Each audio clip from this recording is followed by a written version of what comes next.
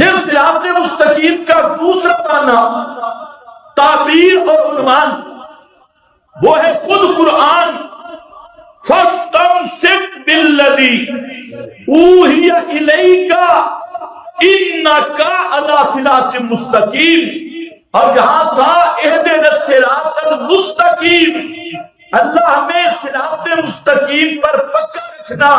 فرمایا آؤ صراط مستقیم پر پکے کیسے رہو گے؟ ذالکل کتاب لا ریب فیہ ھدی للمتقین، اہدنا ھدی للمتقین، صراط مستقیم پر پکا رکھنے والا نصاب وہ صرف قرآن ہے، تو قرآن خود صراط مستقیم ہے۔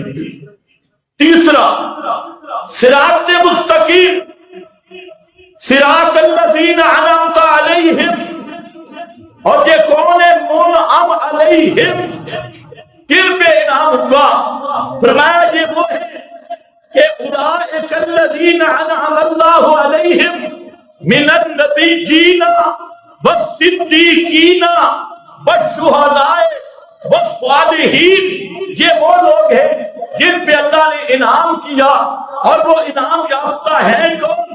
من النبیین، نبیوں کے خاتم، ولیکن رسول اللہ وخاتم النبیین، محمد مصطفیٰ، ان کے بعد اب کوئی نبی پیدا ہو نہیں سکتا، تو اس لیے من النبیین یہ بن گیا آنا، والصدیقین والشہداء والصالحین یہ بن گیا اصحابی، دونوں کو ملاؤ تو بنتا ہے ما انا علیہ واصحابی۔ ماشاءاللہ۔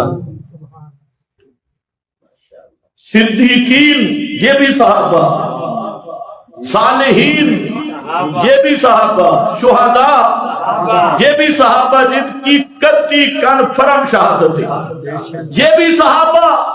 فرمایا من النبیین والصدیقین والشہداء والصالحین ما انا علیہ واصحابی۔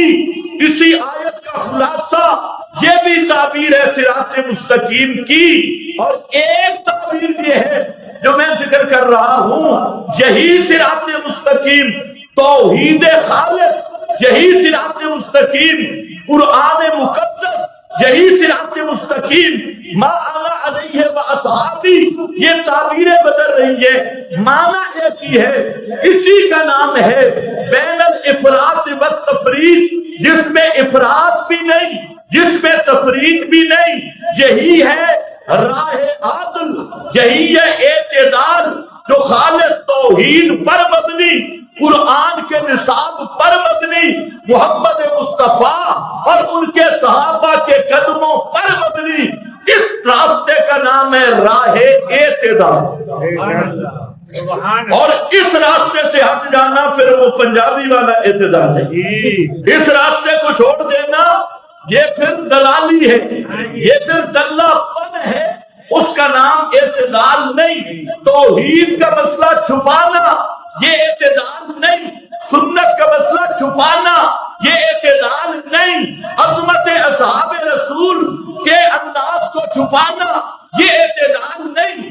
اعتدال یہ ہے قرآن کی حاکمیت کو بیان کیا جائے گا اور بتایا جائے گا لوگوں ساری کتابوں پہ حاکم یہ صرف کتاب اللہ ہے، اور پیغمبر کریم کی سنت کو بیان کیا جائے گا کہ ہر ایک کے اکابر، ہر ایک کے مشائخ، ہر ایک کے بزرگان دین، وہ ان سب پہ فیصلہ کن اور حجت سنت محمد مصطفیٰ ہے، اور ہر ایک کا فام، بزرگوں کا فام، اکابر کا فام، بڑوں کا فام، یہ سب نیچے ہیں، اور محمد کے صحابہ کا فام سب سے اوپر اور پائے گئے۔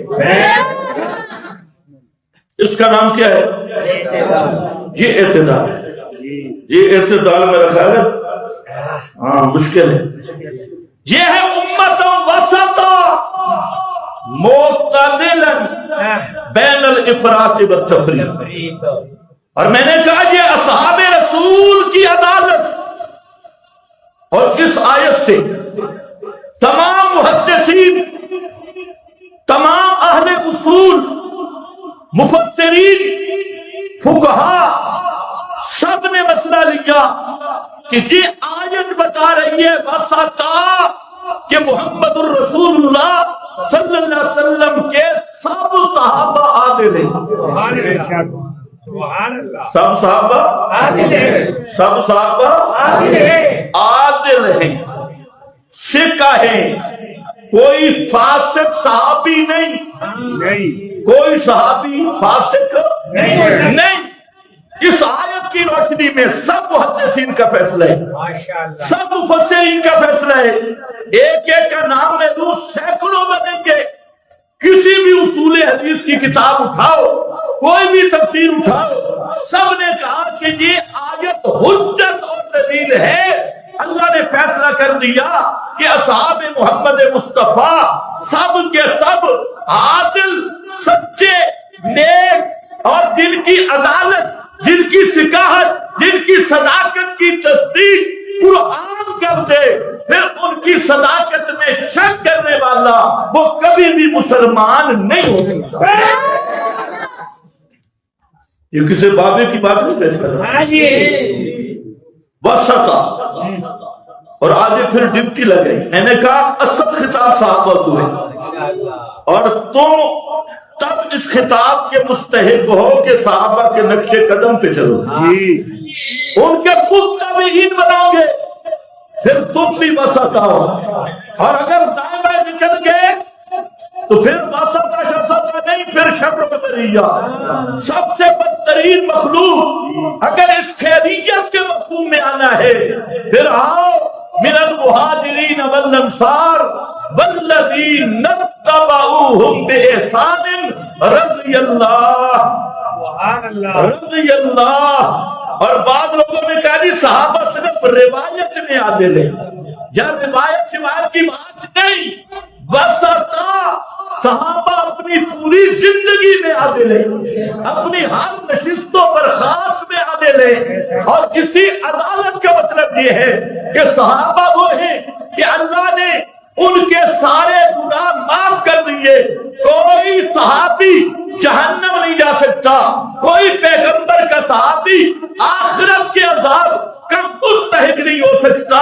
अव्वल गुनाह है नहीं, अगर हो गए लहुम मग़फ़िरतुन व रिज़्क़ुन करीम।